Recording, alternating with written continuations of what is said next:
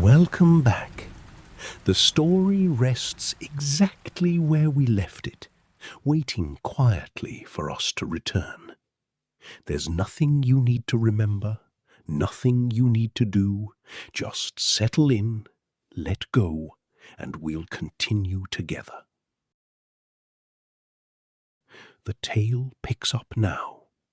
The rain came to Blackwood Manor a little after midnight. It began softly, a whisper against the high windows, a patient tapping on the old gray stone, the way an old friend might knock, knowing they need not knock at all. And far off in the mountains, the first low roll of thunder, gentle, distant, nothing near, just a storm settling in for the night, the way it had 1,000 times before, over a house that had weathered 1,000 storms and would weather 1,000 more. Inside, the house was warm.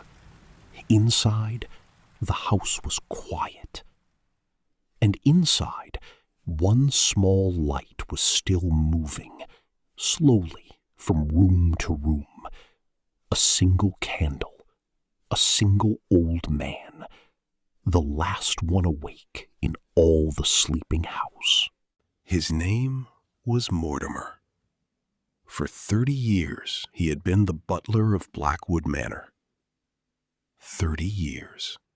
He could hardly believe it himself on nights like this. He had come here a younger man, with a straight back and quick hands. And somewhere along the way, the years had slipped past him like water, quiet and unhurried, until his hair had gone to gray and his hands had learned the ache that lived in them now. And every one of those 30 years, at the close of the day, he had done the same thing. When the family had gone to bed, when the guests, if there were guests, had said their goodnights, when the great house finally fell still, he made the last round. He carried a single candle in a brass holder, worn smooth and warm by all the nights his hand had held it. And he walked slowly through the sleeping house, checking that all was safe and well before he too could rest. There was no hurry in him.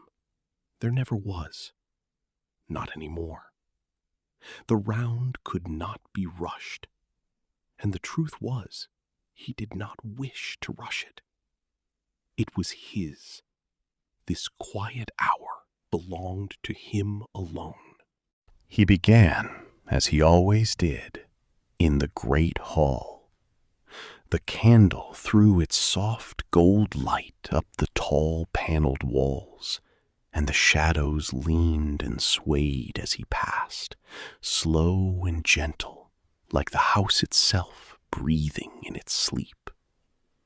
The old clock in the corner ticked its patient tick, the same steady heartbeat it had kept for longer than anyone living could remember. Mortimer paused a moment beneath the great staircase, and he smiled to himself in the dark. It was here, on the bottom step, that a small girl had once sat in her nightgown, long ago, refusing to go up to bed, waiting for him to finish his round, so she might follow him just once and see where the candle went. He had let her come, just that once.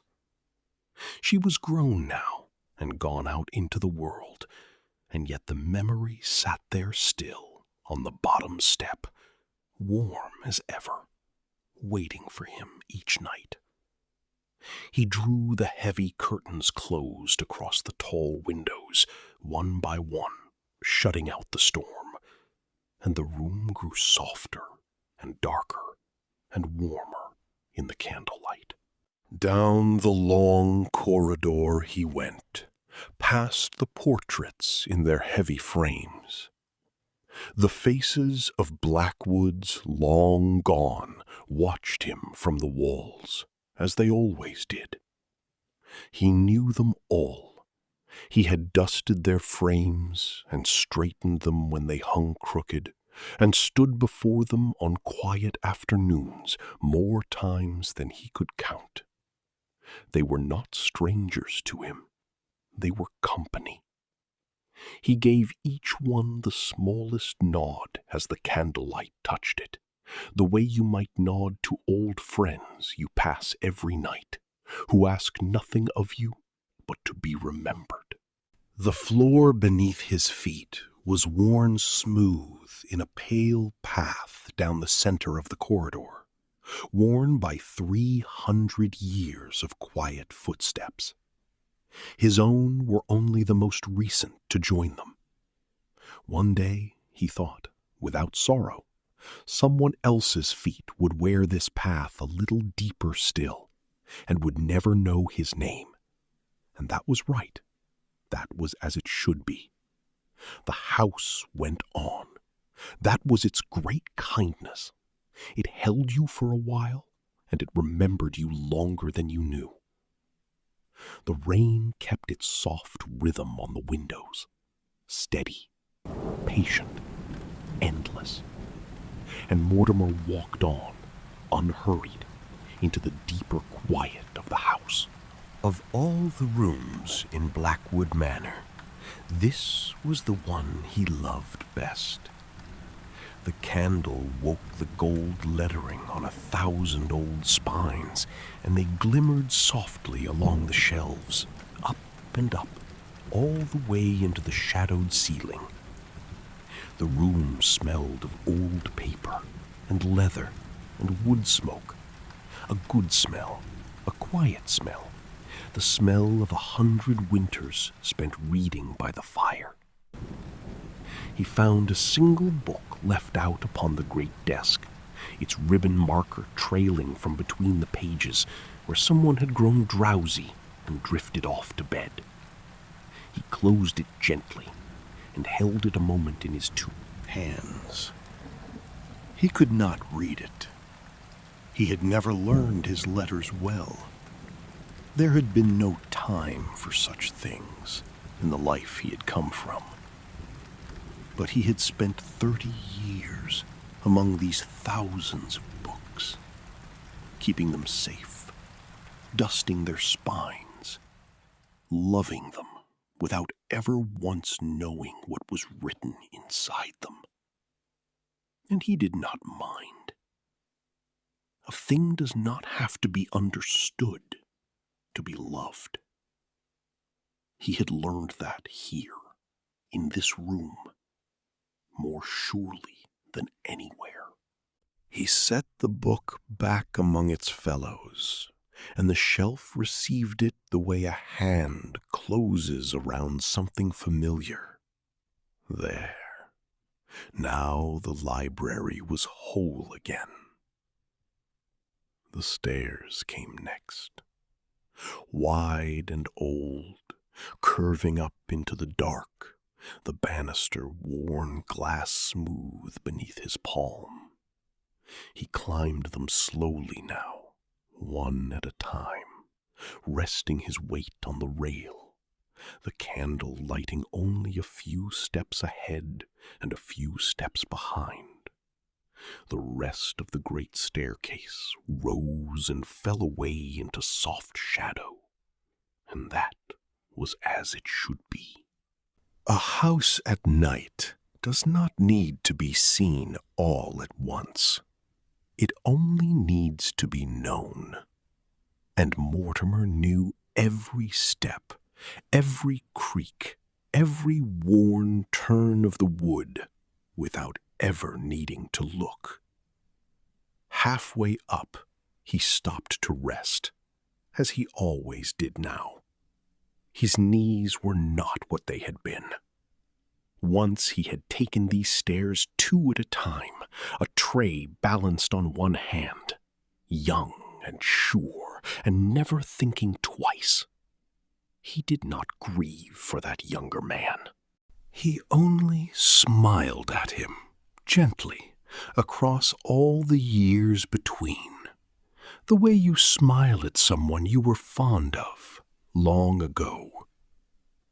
And he listened to the great house breathing around him, the rain above, the fire below, the deep old timbers settling gently in the cold, murmuring to themselves the way old houses do when they think no one is listening. At the top of the stairs, the long gallery stretched away into darkness. Tall windows ran the whole length of it, and beyond them the storm moved slow and silver across the mountains. Now and then a soft flush of far-off lightning lit the clouds gently from within, gentle as a candle behind a curtain, and then faded, and the dark came softly back, like a held breath let go. Mortimer walked the gallery without hurry. He checked each window. He touched each latch. He drew each curtain closed, one after another. And with every curtain, the gallery grew quieter and dimmer and more at peace.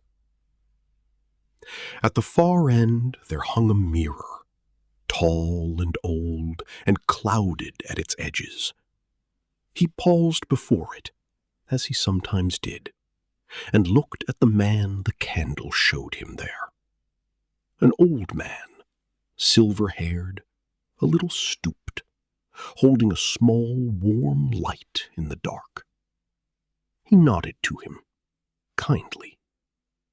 "Nearly done," he told him.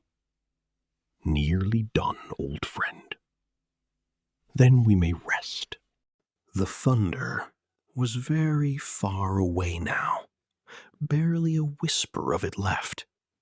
The worst of the storm had already passed on, over the hills, into some other valley, some other night. He passed the doors of the sleeping rooms, and here he walked most softly of all. Behind each door, someone was dreaming. He did not disturb them. He never would. He only slowed his step and listened for the space of a single breath to be sure that all was quiet and safe within. And it was. It always was. This, in truth, was the heart of it, the reason for the whole long round. Not the latches, nor the curtains, nor the checking of the doors. It was this, that while he walked, others could sleep, that someone kept watch so that they need not. For 30 years he had carried that quiet gift through the dark, room by room, night by night, asking nothing and no one ever knowing. It was enough. It had always been enough. The candle flame leaned and steadied as he moved, throwing its small warm circle along the carpet, and the doors slipped by, one after another, dark and still and peaceful. Down again he went, by the old back stair, into the deeper part of the house, and came at last to the kitchen, where the great range still held the faintest warmth of the day's last fire. He rested his aching hands over it a moment, in the dark, and let the last of the day's heat soothe them. How many mornings had begun in this room? The clatter and the steam and the good smell of bread, the whole house waking hungry above. It was quiet now. A single copper pot gleamed on its hook, catching the candle. But the warmth of all those mornings seemed to linger in the old stone still, the way warmth does in a place that has been loved and lived in for a very long time. Wood, and above him the rain drummed soft and near on the low roof. That gentle, steady sound, one of the most restful in all the world. Rain on an old roof, heard from somewhere warm and dry. And then, his round nearly done, Mortimer came back at last to the great hall. The fire had burned down to a deep and glowing red. The old clock ticked on, slow and even. The curtains were drawn, the doors were locked, the windows were fast against the storm. He checked the heavy bolt on the old door and found it fast, as he had known he would. The whole house lay quiet and safe around him now, from the cellars in the cold, dark earth to the attics under the falling rain. Every room checked, every latch tried, every light but one put out, and every soul beneath its roof asleep and warm and unafraid. He stood a while in the middle of the hall, his single candle in his hand, and he listened one last time. Rain on the windows, fire in the grate, the slow, even breathing of an old house at rest. All was well. Mortimer smiled very softly to himself there in the dark. 30 years of last rounds, of quiet nights, of candlelight and rain. His back ached, and his knees ached, and his hands would not do all they once had done. And yet, this was still the part of the day he loved the most. This final walk through the sleeping house, when everything was in its place, and everyone was safe, and there was nothing left in all the world to do but rest. A man could ask for worse, he thought, than a warm house to keep, and people to keep it for, and a quiet hour of his own at the end of every day. A man could ask for far, far worse. He turned at last toward the small door beside the fire that led to his own quiet room. Behind him the embers glowed and settled, the rain whispered on, and the great house sank another gentle inch into its deep and dreamless sleep. And now the storm was only a soft grey hush against the windows, far away and fading. The candle burned low and steady and warm in the dark. All was well at Blackwood Manor. All was safe. All was still. And so, at last, we may rest too, warm and safe, and gently held by the sound of the rain. Let the old man sleep, his long day done. Let the house keep watch, let the fire burn low.